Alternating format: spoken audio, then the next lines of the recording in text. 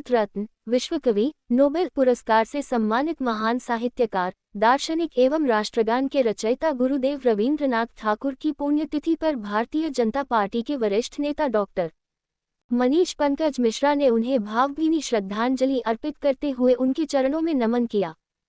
उन्होंने कहा कि गुरुदेव न केवल एक अद्वितीय साहित्यकार थे, बल्कि भारतीय संस्कृति, शिक्षा और आत्मनिर्भरता के प्रबल संवाहक भी थे।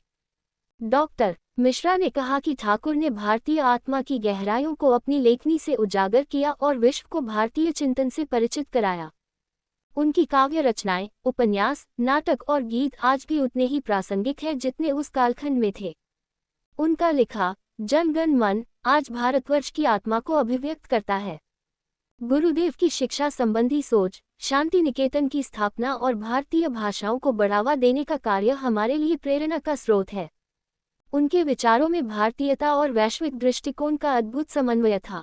डॉक्टर मनीष पंकज मिश्रा ने कहा कि आज की पीढ़ी को गुरुदेव की रचनाओं और विचारों को आत्मसात करने की आवश्यकता है, ताकि हम एक सशक्त, संस्कारित और आत्मनिर्भर भारत का निर्माण कर सकें। उन्होंने सभी कार्यकर्ताओं से अपील की कि रवींद्रनाथ ठाकुर जी के जीवन दर्शन को जन जन तक पहुंचाएं और उनकी प्रेरणा से राष्ट्र सेवा में योगदान दें। उन्होंने गुरुदेव के चरणों में कृतज्ञता प्रकट करते हुए उन्हें शत शत नमन किया और उनके अमर विचारों को नमन करते हुए श्रद्धासुमन अर्पित किए। राष्ट्रीय गान के रचयिता और नोबेल पुरस्कार से सम्मानित और देश के स्वतंत्रता सेनानी और उन्हें बहुत नामों से जाना जाता है, श्री रविन्द्रनाथ टैगोर जी के पुण्यतिथि पर उनके चित्र पर हम लोग पुष्पमाला चढ़ाकर श्रद्धासुमन अर्पित किए हैं। उस देश के महान ही एक लेखक, कवि और साहित्यकार के में गिनती आते थे और जाने जाते थे।